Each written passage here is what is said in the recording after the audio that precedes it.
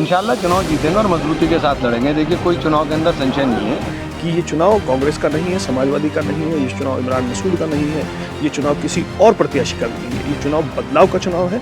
जनता ने पूरा मन बना रखा है कि इस बार भारतीय जनता पार्टी का ही सांसद रायबरेली से जिताना है। जनता कुल मिला के काम देखना चाहती है और कांग्रेस ने यहाँ करना उसके लिए बहुत मुश्किल है। शुभ बुधवार, जी हाँ, सपा और कांग्रेस वाले यही नारा लगा रहे हैं, लगाएंगे भी क्यों नहीं। महीनों से हिचकोली खा रहा सीट का बंटवारा जो फाइनल हो गया, लिहाजा असल मायने में यूपी में अब इस गठबंधन का श्री गणेश हुआ। दोस्तों, पिछले कुछ दिनों से सपा और कांग्रेस के बीच सीट बंटवारे को लेकर जो खींचतान जारी था, आखिरकार उसका अंत हो गया। आगामी लोकसभा चुनाव को देखते हुए सपा और कांग्रेस ने यह फैसला कर लिया कि एक साथ चुनाव लड़ना ही दोनों दलों के लिए बेहतर होगा, क्योंकि सामने नरेंद्र मोदी नाम का वो सियासी चट्टान है जिसे अपनी जगह से हिलाना इतना आसान नहीं है। और यूपी देश का सबसे बड़ा सियासी सूबा है, जिसकी 80 लोकसभा सीट ये तय कर देती है कि दिल्ली की सत्ता का बाजीगर कौन होगा। बता दें कि कल समाजवादी पार्टी ने लोकसभा चुनाव के लिए कांग्रेस को 17 सीटें देने का फैसला किया, जिस पर कांग्रेस अंततः राजी हो गई। वहीं बची हुई 63 सीटों पर सपा और उसके कुछ सहयोगी दल चुनावी मैदान में बीजेपी प्रत्याशियों से लोहा लेंगे। अब यह भी तय हो गया कि सपा प्रमुख अखिलेश यादव राहुल गांधी की भारत जोड़ो न्याय यात्रा में शामिल होंगे। हम सबके नेता की यात्रा 25 तारीख को आगरा में होगी और हमारे राष्ट्रीय अध्यक्ष जी का निमंत्रण पत्र था, वो लेकर मैं आया था और मैंने यहाँ पर कार्यालय में दिया। हमारे इनके राष्ट्रीय सचिव चौधरी साहब थे, नरेंद्र चौधरी जी, उदयवीर जी, उनको दिया और कांग्रेस सभी सपा के लोग थे 25 तारीख को कि वहाँ पर राहुल जी की यात्रा में शामिल हों और इंडिया गठबंधन को मजबूत संदेश देने का। दोस्तों, ये तो बात हुई भारत जोड़ो न्याय यात्रा की, लेकिन हम जिस सपा कांग्रेस गठबंधन की बात कर रहे हैं उसे लेकर दोनों पार्टियों के नेताओं और कार्यकर्ताओं में खुशी की लहर है। अक्सर अपने बयानों को लेकर चर्चा में रहने वाले कांग्रेस के पूर्व विधायक इमरान मसूद ने इस निर्णय का स्वागत किया। इंशाल्लाह चुनाव जीतेंगे और मजबूती के साथ लड़ेंगे। देखिए, कोई चुनाव के अंदर संशय नहीं है और जिस प्रकार की परिस्थितियों के अंदर, माहौल के अंदर और खुशनुमा माहौल में गठबंधन संपन्न हुआ, मैं उसके लिए बधाई देता हूँ। एक और जहां इमरान मसूद इस फैसले का स्वागत कर रहे हैं, तो दूसरी ओर समाजवादी पार्टी के नेता भी जोश में नजर आ रहे हैं।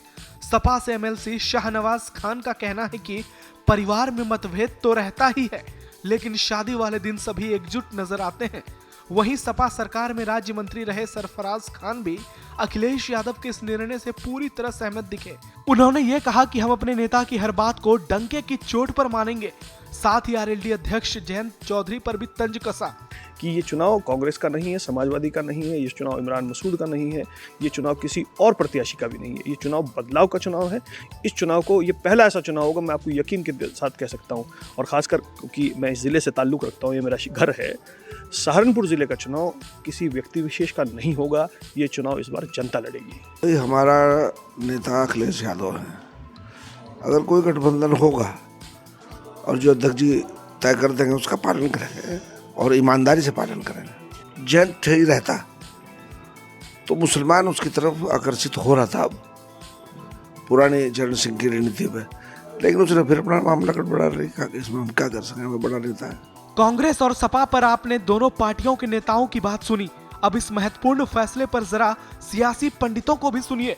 देखिए, मेरा तो बिल्कुल साफ मानना है कि ये दोनों ही पार्टियों द्वारा अपनी मजबूती की नहीं बल्कि अपनी कमजोरियों की स्वीकारोक्ति थी कि हम उत्तर प्रदेश में अलग अलग रह के कुछ बहुत ज़्यादा हासिल नहीं कर सकते, और अपनी कमजोरियों को मान लेना मुझे लगता है ये राजनीति में कम लोग करते हैं, कम पार्टियां करती हैं, लेकिन इन दोनों पार्टियों ने अगर ऐसा किया है तो ये साफ तौर पर एक संकेत है कि उत्तर प्रदेश में दोनों ही पार्टियों के लिए जो उनके अपने अपने आकलन होंगे वो कोई बहुत ज़्यादा पॉजिटिव नहीं है। तो उससे पहले प्रियंका गांधी ने बात की और उसके बाद ये सेटलमेंट हुआ। वो शायद मुरादाबाद की सीट चाहती थी कि मुरादाबाद की सीट हमको मिल जाए, प्रियंका गांधी जी, लेकिन चूंकि वहाँ समाजवादी पार्टी का अपना वजूद है और वो उसको नहीं छोड़ना चाहते थे, तो उस पर सहमति बन गई। और जो पहले साथ दिया था उसको लेके ज़रूर ये था कि नहीं है, लेकिन राजनीति में तो ये होता रहता है। दोस्तों, आपने नेताओं और सियासी विशेषज्ञों की बात सुनी, अब उस आम जनमानस की आवाज़ भी सुनिए जिनका वोट इस गठबंधन के भविष्य का फैसला करेगा। पहले आपको रायबरेली लिए चलते हैं, जो दशकों से कांग्रेस पार्टी का भेद खिला रहा है। यहाँ गांधी परिवार का दबदबा रहा है। इस सीट से सोनिया गांधी लगातार 4 बार से सांसद हैं। पूर्व प्रधानमंत्री इंदिरा गांधी और उनके पति फिरोज गांधी भी रायबरेली से चुनाव जीत चुके हैं।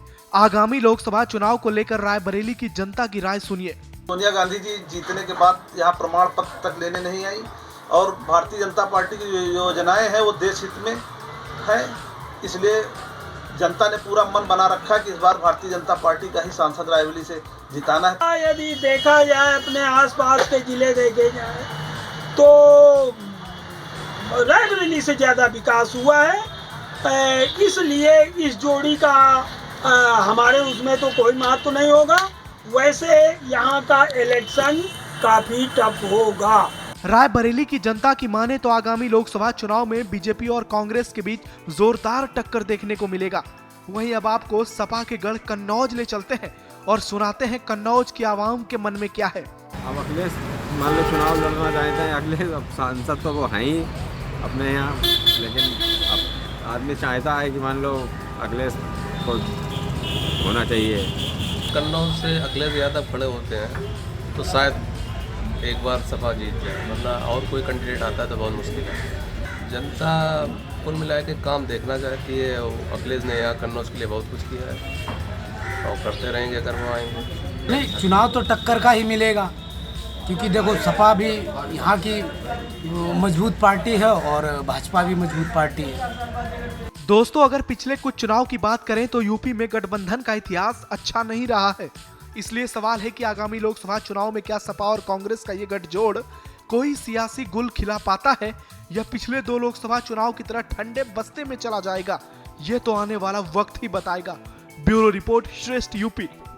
उत्तर प्रदेश की हर खबर से अपडेट रहने के लिए श्रेष्ठ यूपी को करें सब्सक्राइब, बेल आइकन दबाएं और देखते रहें श्रेष्ठ यूपी।